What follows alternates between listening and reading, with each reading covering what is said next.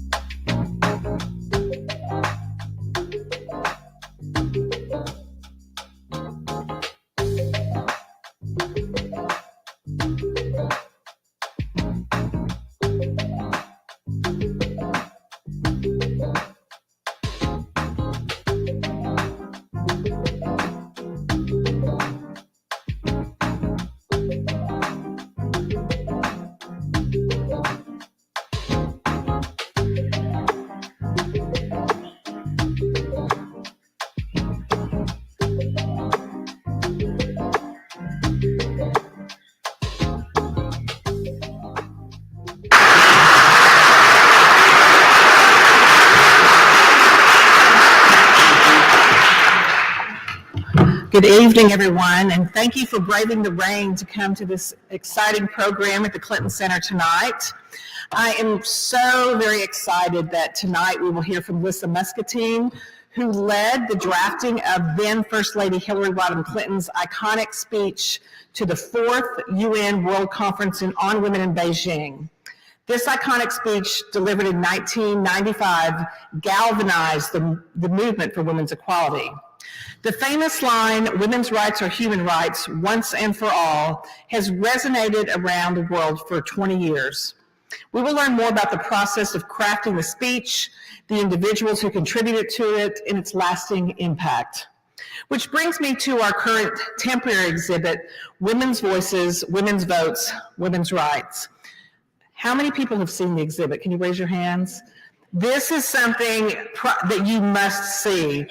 The exhibit closes April 30th, and I think it's one of the most, if not the most extraordinary temporary exhibit we've ever hosted here.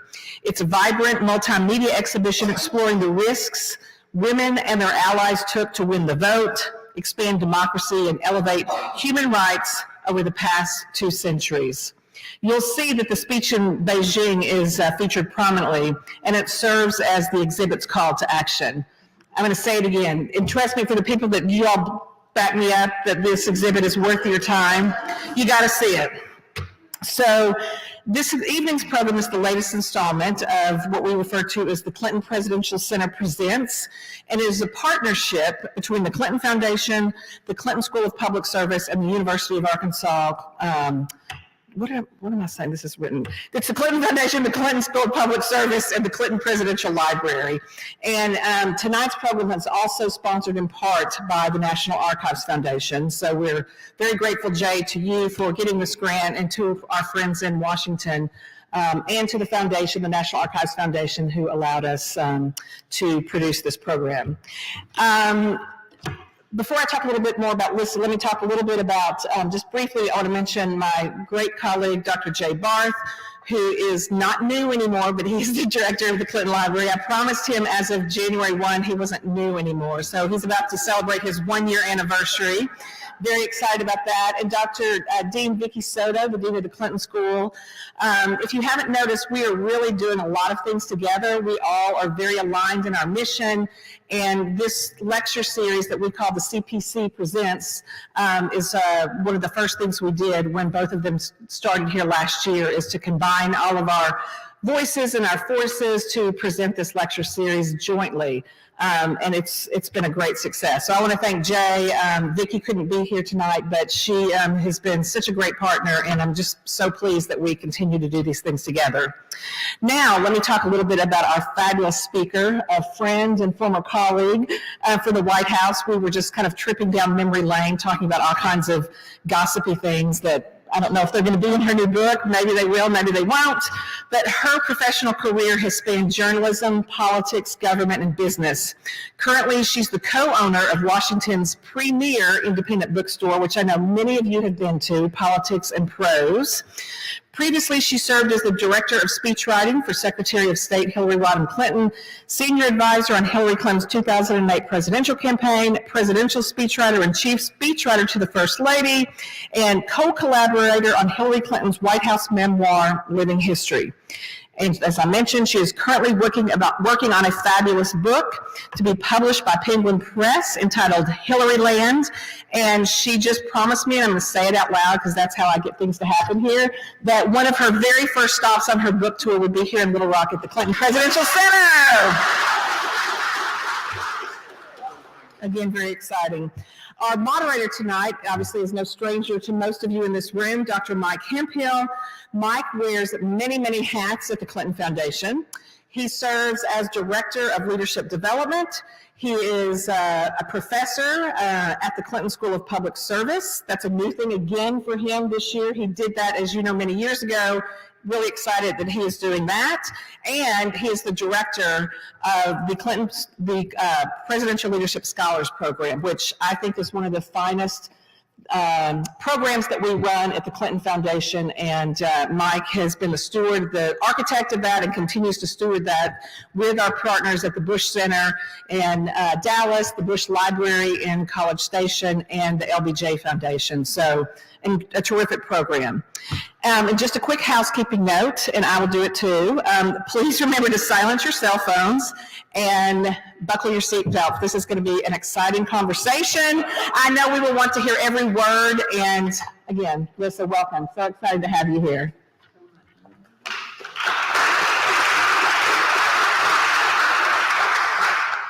Welcome to Little Rock on a dark and not yet stormy night. Tornadoes in the forecast, I understand. Thank you. First of all, can I just say a couple of things? Stephanie, I love seeing you. It is so great to be here. I've been in Little Rock for a couple of days. I hadn't been here since 2017. And before that, I think since the library opened in 2004 on that rainy day, if any of you were there.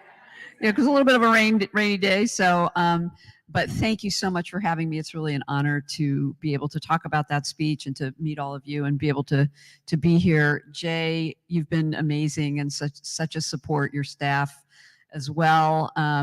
I don't know where Kathleen went, but everybody's been so welcoming and so helpful and lovely. I feel very at home here. I can't wait to come back. I'm just thrilled that anybody might want me back. So that's great. And Mike, thank you for doing this. He's the best. And I'm so looking forward to our conversation. Me too. Thank you. Me too. Well, you all heard the career path, and a quite impressive one. And for a person with a communication background like myself, and as I've told you, I'm a real public speaking nerd. Mm-hmm. The one position that sticks out in my mind is you were the first chief speechwriter for a first lady. That's correct. And so I thought it might be interesting for everybody if we started.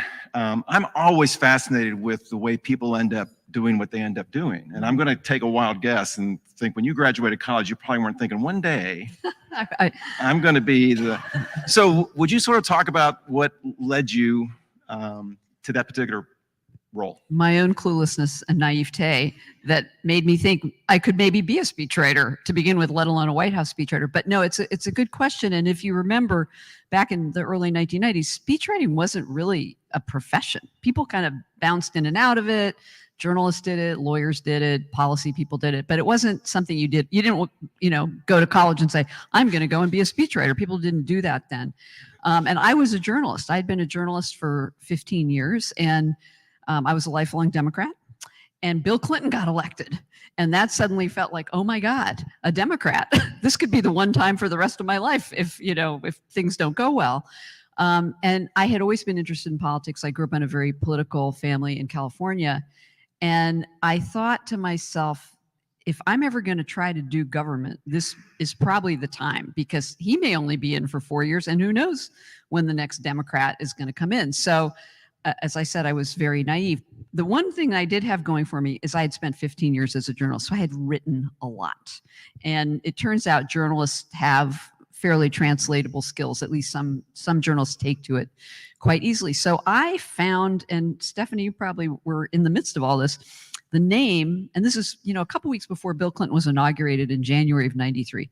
I found the name of the person who was going to be his chief speechwriter. And I didn't know. And I wrote him a letter, and it said, "Dear Mr. Kusnet," David Kusnet, I have no political mentors. I've not given a dime to the Clintons because I wasn't allowed to as a journalist. And I've never written a speech. But I'd be really interested in joining your staff. Well, needless to say, I get a reply that's like, Bill Clinton has promised to cut the size of the federal government by 25%, and that includes the White House, and that includes the speechwriting office, and we're already filled up. Sorry, thank you. And I thought, yeah, okay. And so my husband and I were thinking of starting a family. So a couple weeks passed and I hear back from David Kusnet, and he goes, well, now we're actually thinking of having a position that's a hybrid position, half-time for Bill Clinton and half-time for Hillary Clinton. You said there'd never been a chief speechwriter for a first lady. There'd never been a speechwriter, period, for a first lady. Now, you all know why she needed one. She was going to be named the czar of healthcare reform. And the presidential speechwriters don't want to spend all their time writing for any first lady. And they probably don't want to spend all their time writing one issue for her. So they decided to have this hybrid position. And he said, are you interested? And I said, sure. And, yes. So I started, I did the whole application thing, and he made me do a trial speech. And he gave it to me on a Friday, and it was about healthcare reform, about which I knew nothing. But he gave me some background material, and I had to turn it in by Monday. So, I think I did maybe another one. And then I found out I was pregnant. So now I'm like, okay, this is clearly not going to work. So I called him up and I said, little wrinkle in the plan here. And he said, no, stay in. We'd like to see the whole pool. So they kept, having me do these mock speeches. And I always joke, I was getting bigger and bigger, and the pool of applicants was getting smaller and smaller. And then I found out I was having twins. So then I called him back, and our dear friend Maggie Williams, who was the First Lady's chief of staff, was on the call because she was going to be part of this decision. And I told them this latest news, and they said nothing. And I was like, I'm history. This is not happening, clearly. And they just said, we'll get back to you. And a week later, they called me and offered me the job. And I tell the story in part because of something that actually happened a couple of years later. I mean, this was such a series of serendipitous, odd, and unplanned events, right? That I applied for the job and then I got it, but it would not have happened without Hillary Clinton. And what did happen, I found out from Maggie a couple of years later, was that there had been a debate about whether to hire me pregnant with twins. I get it. I'm not holding it against anybody, because they had healthcare reform. These kids were going to be delivered right in the middle of it. And then I was going to have 2 little kids, let alone whatever. And there was a debate internally about it. And the First Lady walked into the room and she heard it. And she just said, time out.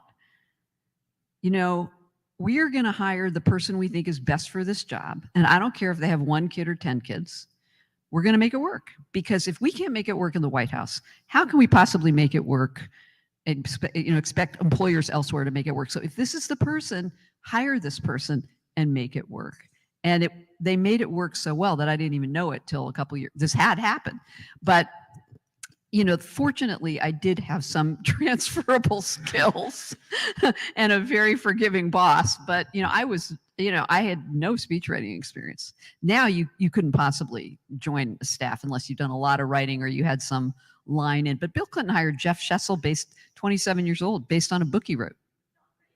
Don Baer, right. Yeah, there's a lot of people who just kind of had some writing background and navigated in and out of it. It's fascinating you say that, because in our program, in the Presidential Leadership Scholars Program, we've had a couple of presidential speech writers from that era, and they have a similar story, which is never wrote a speech, or wrote 2 speeches in my life, and then was. Right. But it's the skills of communicating the message, I think, that are important, and probably understanding the voice of the person that you're writing for. It's such a great question. And I think journals, I said before, have sort of, it translates for many journalists, because you're used to distilling huge amounts of information quickly on deadline, getting it right, and then creating a kind of concise narrative of something. So those skills are kind of the same. One thing that some speechwriters have trouble with is adopting the voice. They're so used to having their own byline. They just cannot get out of it and get into another person's voice. And so I think journalists either become great speechwriters or terrible speechwriters. But yes, being able to distill it and translate it and get it right and put it into kind of a message form, definitely. You've made me think of something. Another aspect of that then is, because Don Baer, when he was with us a couple of weeks ago, talked about the loss of ego when you're writing for somebody else, right? And that whole dynamic of them saying the words, but right, right. You have to be willing to not need credit and not have your name on it. On the other hand, I really sympathize with the people giving the speech. They're the ones whose reputation is at stake if you have something wrong in the speech.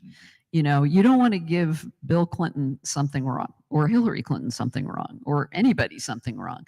And there's a lot of pressure on the speechwriter in that sense, but they don't get the glory, but they don't have to own the mistakes either. Right. At least not publicly. So I do want us to get to the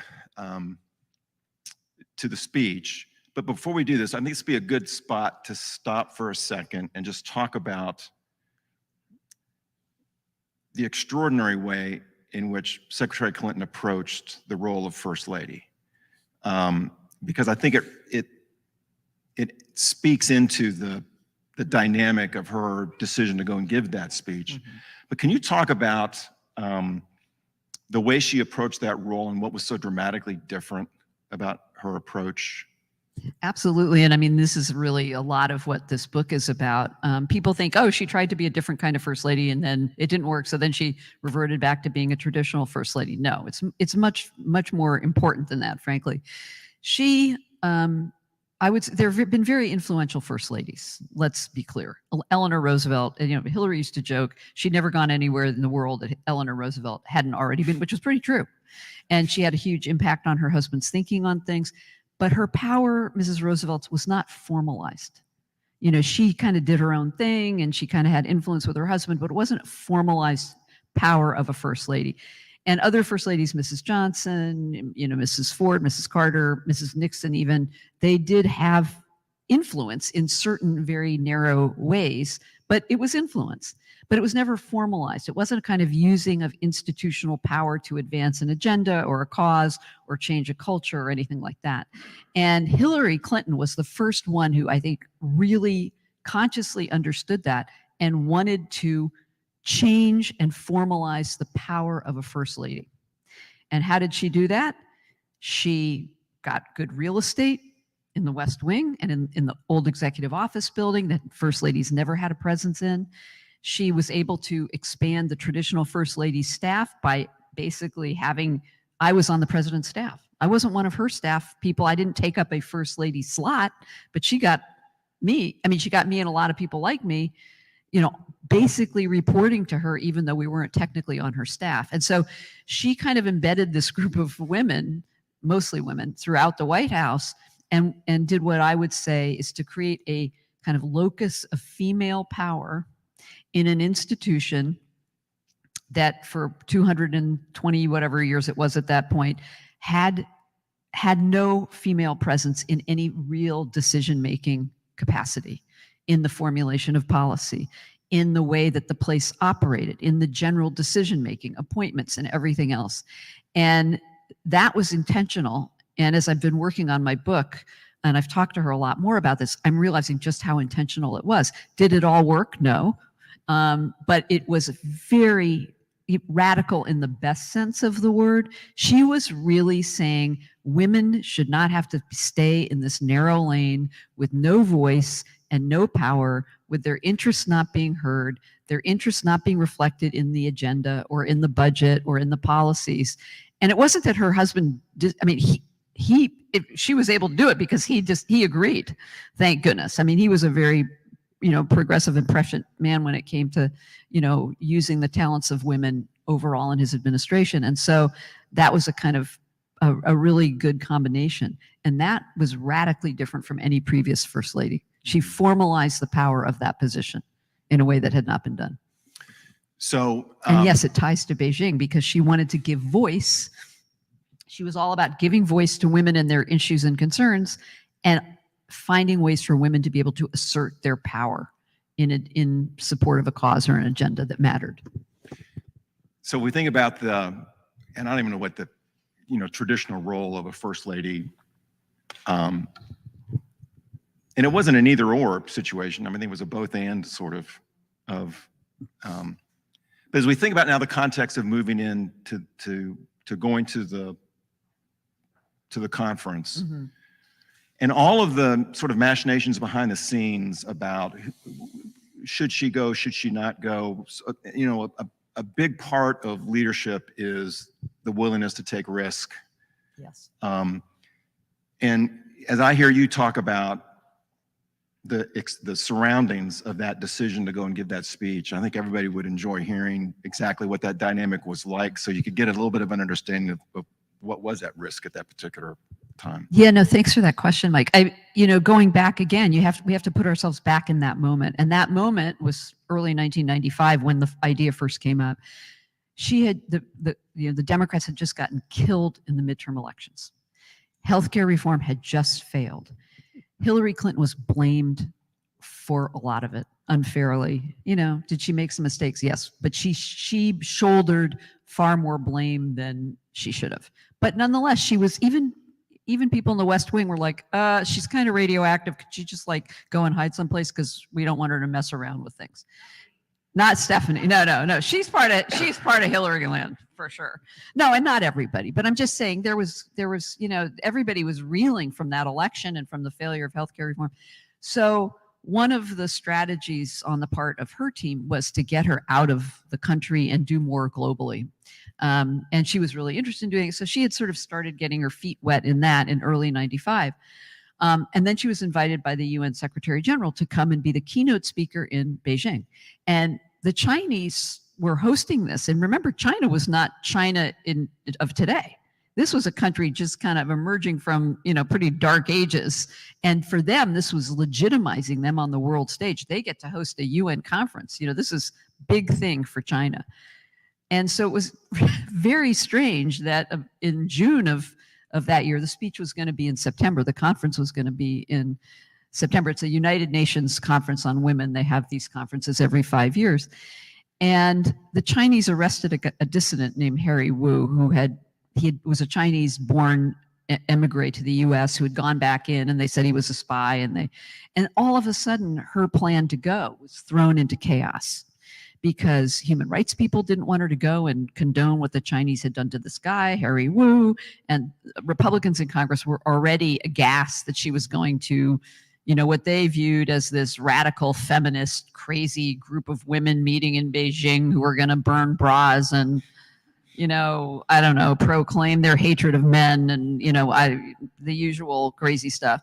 So there was a lot of pressure. And meanwhile, the State Department was nervous about her going because their relations with China were delicate. And did we want to, this country was a trampler of human rights. And now they've trampled this guy, Harry Wu's human rights, and she's going to go and grace them with her press. So there was just huge debate about it. And really, I think the only people who really wanted her to go were the president, her staff, and maybe a few people like Stephanie. But, my dear friend Mike McCurry was the White House press secretary. He's like, oh my God, what is she going to say over there? This is going to be terrible. And so there was this just went on for a month and then another month leading up to this conference. We didn't know if she was going to go. We really didn't. And there was so much pressure from all these external points coming to bear on her not to go. And finally, I think the Chinese realized this conference was nothing without her. If she didn't show up, their conference was toast. So they convicted Harry Wu and deported him. And the next day, the State Department and NSC said she could go. And we're like, yes, but we had been working on the speech because we didn't want to be caught off guard. So we had already been working on the speech. Anyway, so she, as you know, she ended up going. So can we talk about the process of writing the speech? Sure. And I don't want to gloss over the fact that you were also a presidential speechwriter. Correct. And so, once again in our program, and with the great help of Jay and his staff this past year, we took a look at the 1997 State of the Union address, and the archivists provided us with a lot of the materials and the folders of all that, the preparation and the memos that people wrote trying to get their stuff into the State of the Union address, and what appeared to be hundreds of people that were weighing in on all that in the development of that message. I know because you've shared it with me that the process on this particular speech was a little bit different. And so can you talk about how this message emerged over time? Yeah, I'm glad you raised that, Mike. This Beijing speech was, to me, the sort of exhibit A of how you write a really powerful speech. I mean, the process allowed for it. State of the Union is like the Cuisinart version of speech writing. It's like everybody's throwing their thing in, and then 10 people are working on this part and 5 people, and they're mixing it all up, and it comes out, and it's, if it sounds like a speech, you're lucky. And, in the hands of a Bill Clinton, who, as you all remember, started giving a speech that was the wrong speech on the teleprompter back early in his presidency, he was good enough he could manage all that. But so because it was a first lady and because there was so much controversy around her at this point, we just had a very small number of people involved. Very small. That was the key to success. We had me, Maggie Williams, the chief of staff, Milan Verveer, the deputy chief of staff, who knows more about all of the Hillary policy stuff than anybody in the world, the First Lady herself, and occasional somebody we would go to for very specific feedback or a thought or an idea, maybe 3 or 4 really close people to the First Lady who also were smart about this stuff. And we just did it with that tiny group, and we would not show it to anybody. And it got it, and this is really important. The First Lady did not want it diluted, even with all the stuff going on around her, with all the controversy and all the sort of political and diplomatic landmines of going to China, and is she or isn't she, and what's she going to say, and is it going to mess up our relationship with China, and is it going to, you know, affect the president's capacity to deal with Newt Gingrich on the budget and whatever else. She was steadfast. She did not want it diluted.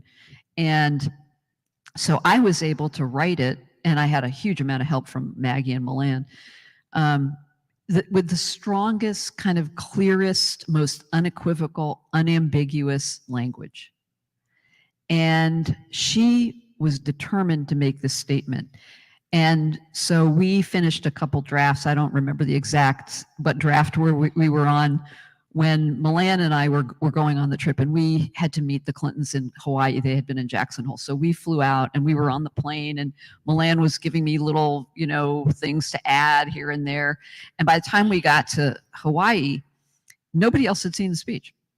Like, I'm not kidding. I mean, we'd had a couple of, like I said, a few outside friends that had taken a look at it, and I had to show it to the president. So I left it for the president, and, you know, I was nervous because we didn't want to get watered down. He said, I think it's pretty good. And so anyway, so that was a relief. Mike McCurry, meanwhile, is telling everybody she's not going to make any news. You probably don't even have to cover the speech. Like, you know, you could go, but she's not going to say anything. And I was like ready to throttle him. And then on the plane from Hawaii to Guam, we stopped in Guam, into Beijing, we showed it to the Assistant Secretary for East Asian Affairs, Winston Lord. We showed it to Eric Schwartz on the National Security Council, who's a human rights expert. And we showed it to Madeleine Albright, the United Nations ambassador. And I just want to say, I cannot thank them enough for the fact that they understood their role was not to mess with this thing. Their role was to keep her out of trouble. You know, don't make a mistake. But they understood they had to be very judicious in their comments, and they were. And for you, an ambassador, to see that kind of, you know, I think a lot of people would just say, oh, I think you should say this. And no. I mean, they made a couple of changes that were really important in terms of accuracy and precision, and that was it. And when I finished the final draft, I went up on the plane right before we were landing in Beijing, and I had the final copy. Of course, Hillary knew the speech well, and I handed it to her. And I forgive my corniness, but I still get very emotional remembering this moment. And I gave it to her, and she looked at me, and she didn't say anything for a minute. And then she just said, I want to push the envelope as far as I can on women's rights and human rights. And I couldn't believe that with all that was going on, here was this woman going into this hostile terrain, and that's what she wanted to do. And, you know, again, I forgive the corniness, but I was so proud that she was the First Lady. I was so proud to be an American. And it still gives me chills thinking about that. Who does that? I mean, in that situation. So you're talking about taking risks and being courageous as a leader. That is the epitome of leadership to me. So I do want to talk about the famous line, but before we do that, I want to ask another question about the speech. And for those of you that have only seen the highlights of the speech, if you haven't taken the time to go back and read the text of the speech, I highly encourage you to do it, because it is a masterful rhetorical document on that message. And for me personally, the most powerful part of that speech is the litany of the human rights violations that she goes through, and the decision. So can you just talk about the decision to drive that message to the details, to the fact territory Yeah. of human rights violations and kind of what was behind the thinking in doing that. You know, again, like she said, she wanted to push the envelope, and she was outraged. She had traveled enough around the world by that point to be really outraged by the way women were having to lead their lives in a lot of places. You know, the injustices to women in this country were bad. They were nothing compared to poor women, people of color, people living as refugees and victims of genocide or rape as a tactic of war and all these sorts of things, or infanticide of girls and that sort of thing. And so everybody remembers the line, which of course, you know, is wonderful. It got so much attention, but I think you're right, Mike. The most powerful part of the speech is a litany in which she says, you know, she says human rights are women's rights and women's rights are human rights. And then she goes through what it means when you don't have those rights. And it is a violation of human rights when this happens. And it's a violation of human rights when it happens. And it's all the things in graphic, vivid detail. Graphic, vivid. This was not like glossed over, sugar-coated. This is what happens when babies have their spines broken because they're girls. And, you know, just the litany of things and abuses and injustices towards women and girls around the world. And I think the reason, I mean, this was her way of conveying the gravity of this and just the intense injustice of it. But you have to remember, no one ever in the history of, you know, humankind had laid it out like that graphically, with that much detail, with that much vivid detail and facts. And it was incontrovertible. You couldn't say, well, no, that doesn't really happen. Or, you know, that's really not a violation of human rights. So it just was this really powerful segment of the speech. And I give her all the credit because she was the one who said, who kept us steadfast in the production of the speech, not to water things down. When you watch the speech, it's at that moment that you see the biggest reaction from you can just sort of see it welling up in the crowd. The reaction is she goes, then that. We had a question submitted via the internet when people were signing up to watch the streaming of this, and a couple of questions about writing when you're writing a speech for an international audience, where I'm assuming you have people in the audience that don't speak the language, and you're dealing with translators, I guess. And what sort of challenges that posed? Yeah, well, no, that's exactly right. So interestingly, so we were very, by the way, when she finally gave the speech, we were really confident. And Milan and I were standing on the edge of the stage. We're like, yeah, this is going to be amazing. And then she starts speaking, and we're looking at this audience. It's 1,500 people, you know, just watching. They're all delegates to this conference, and they look like statues. They're absolutely unemotional. They're passive. And we were like, what happened? This is a powerful speech. Why aren't they responding? And we got very nervous because we thought we may have just completely miscalculated. You know, we kept this pretty close. We didn't really get all the experts in. Maybe that wasn't so smart. And it goes on, and you know, it felt like torture watching. It felt like an eternity. And then finally, you know, and it's the women's rights, human rights. They leap up, and people are clapping, and you know, and so on. And Milan and I looked at each other like, what just happened? And they went, oh my God, they're all listening to simultaneous translations. They're at different points in the speech until there was a pause long enough for everybody to react in the same place. And we were like, oh my God, we just lost several years of our life because we didn't think about that ahead of time. But yeah, and I mean, it's different when you know, there's a whole issue, which we don't have to go into, about submitting a speech ahead of time to a country that is going to try to translate it. It's why you always have your own translators translate. Always. I mean, you know, you remember this. You know, you do not want the Chinese government translating because they're not going to translate it the way you want. And she's had a lot of experience with that in the time since, by the way.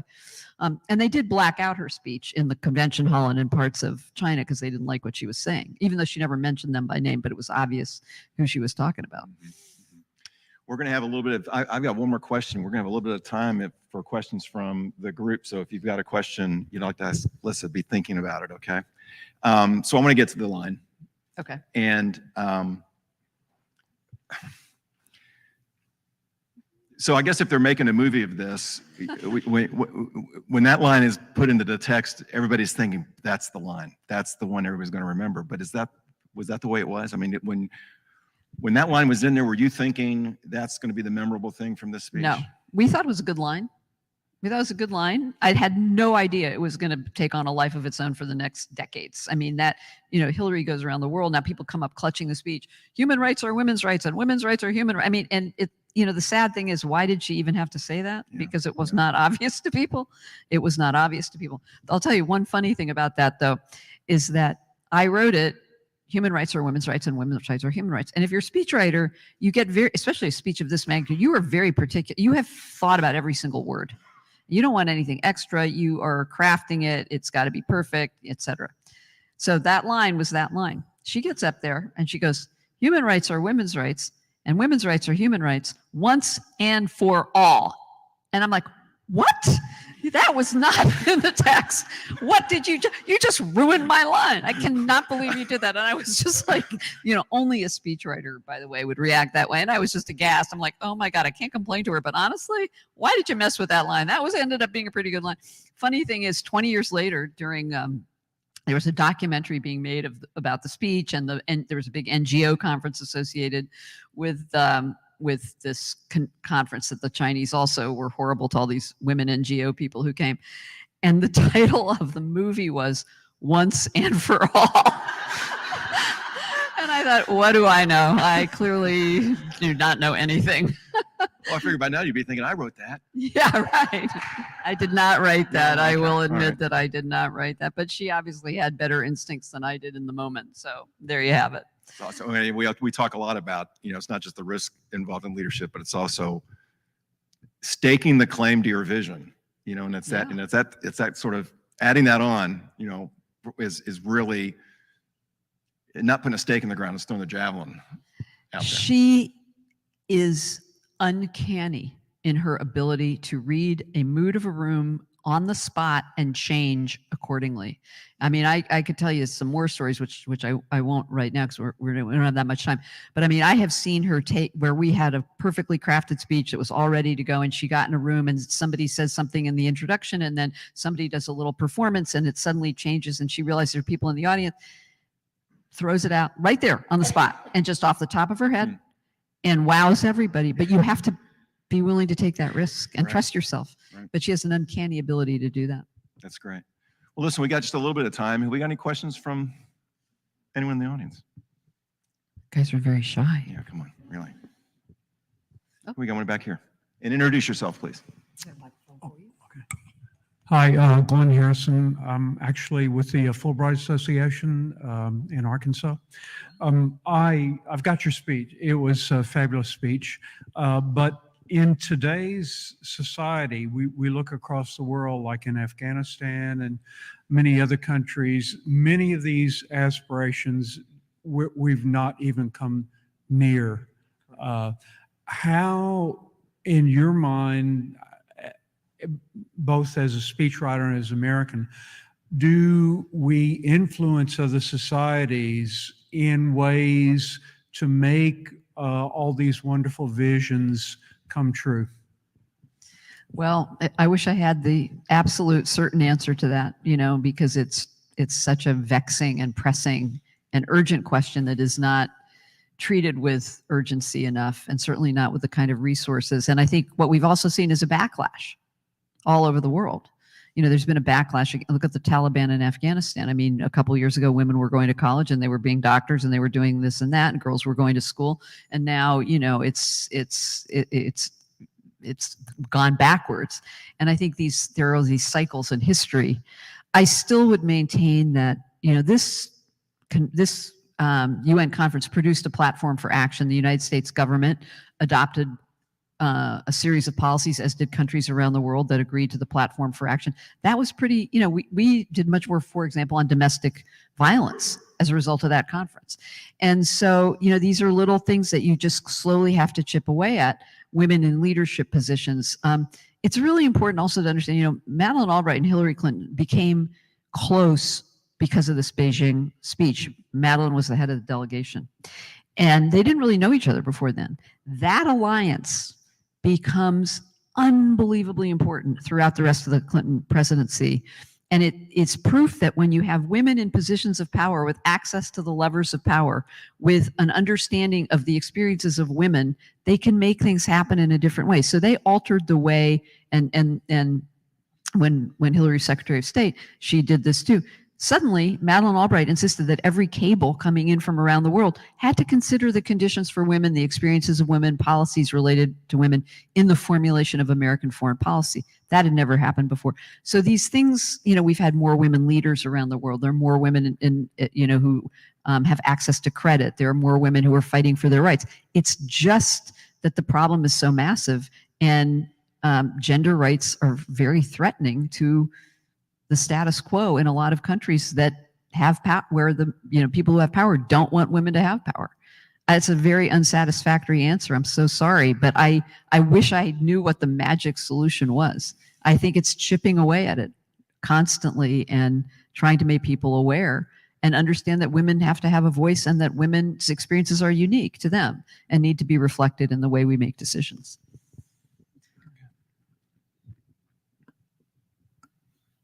Anything else? Oh, yeah. Oh, yes. This Please introduce This is going to be hardball. Thank you.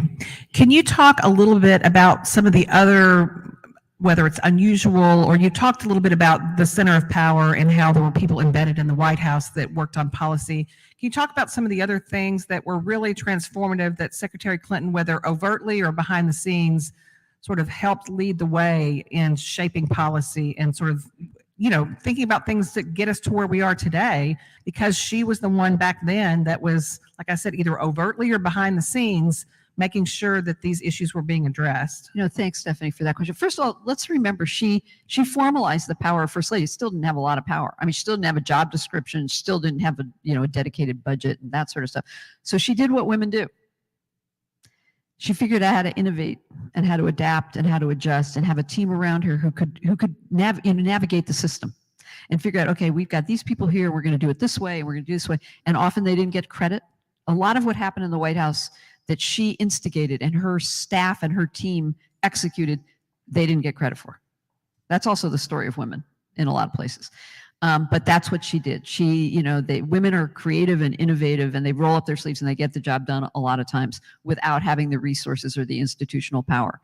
Now, she did have some institutional power for sure, but there's so many things I could point to. Let me just give you one. People say, okay, after healthcare failed, she just went back to being a traditional first lady, and she focused on the arts and on concerts and parties and blah blah blah. What she did, we were talking about this earlier, she and President Clinton opened up that White House to make it a showcase for the full tapestry of American culture. The arts, ideas, innovations, science, the humanities, and it reflected it in everything that they did socially at the White House.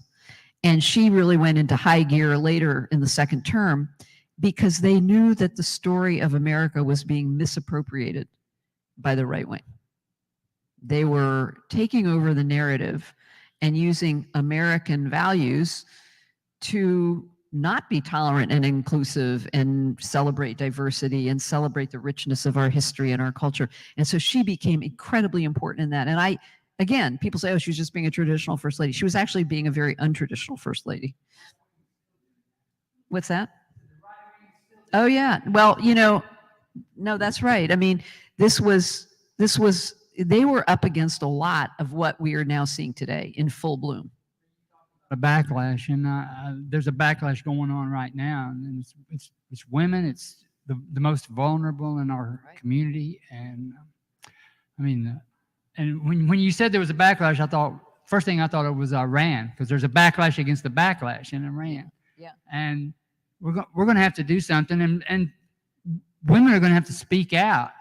And I'm not hearing it. We have transgender people, and the whole drag thing, which is absurd. It's a theater of the absurd right now, but they're hurting people, and more people need to rise up and say something. No, couldn't agree more. And by the way, this gives me an opportunity to say something I forgot at the beginning, which is that it seems like most of you have been to the exhibit. I think it's breathtaking. It's breathtaking. It's so moving and so poignant. And it speaks to what you're talking. I mean, when you go through all of these women around the world over time for a century and a half or more who have been risking their lives and livelihoods and well-being to fight for things that seemed completely, out of reach, you just got to keep at it. And so it's a really moving reminder of that. Well, we're going to have Jay give us our final thoughts for the evening. But before he does, I just want to thank you so much for being here. And thank all of you. I have enjoyed this conversation. Thank you, Mike. Yes. And thank you all for coming. And, thank you for being interested in a slice of history that people don't focus on and don't know that much about. But to me, it's important. And we all, speaking to what you're saying, we need to know the stories of women and what they have struggled to achieve and what they've been able to achieve. And, hopefully we'll get there one of these days, if not, centuries, millennia. But thank you all so much. Indeed. Lissa, Mike, thank you all so much for a fantastic program and for really reminding us why presidential centers exist, right? To provide this insight, not just about the past, but what it means for the future and today. So thank you all so much. Let's give them one other hand.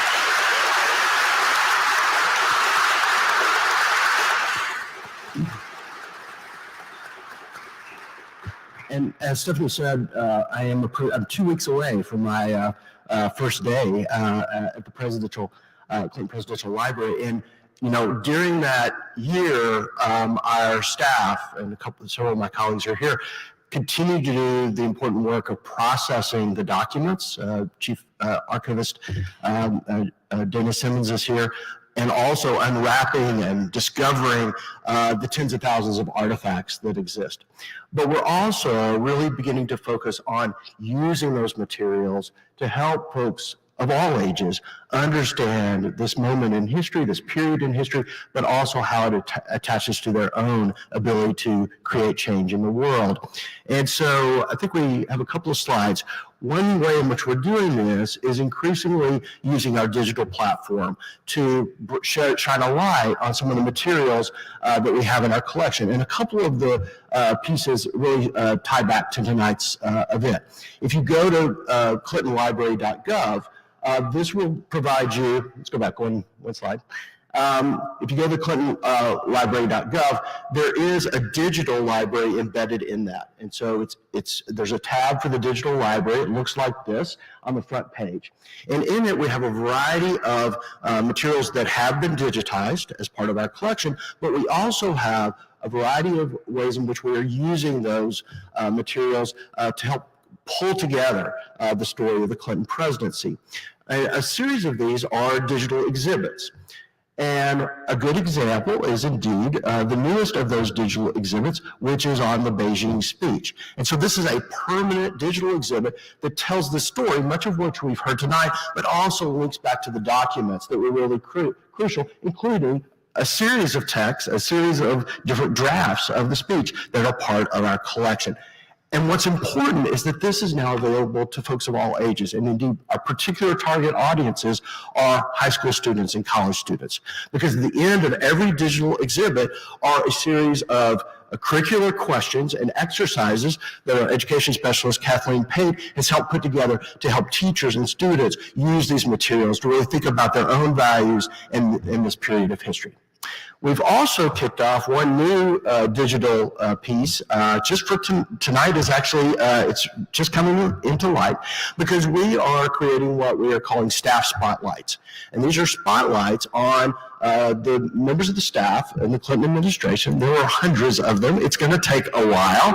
We had to start somewhere, and we thought a perfect time to start was with a guest like Lissa Muscatine. And so for each of these staff spotlights, we will have a biography of the staff member, and then we will have linkages to some of the key documents that are part of your important work in the administration, and at the bottom, the way to see all of your materials. So you'll get to see Stephanie Street's emails at some point in the future.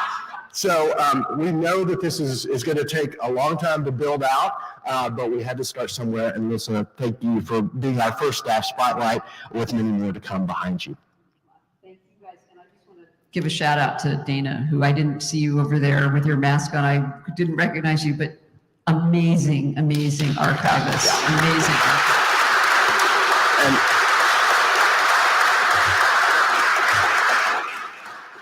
Indeed. And I want to highlight one other staff member, Adam Bergfelder here, and he is our digital czar. He helps all of the digital library happen, keeps it put together, and it's a real passion project about him, and he is fantastic. So let's give him a hand as well.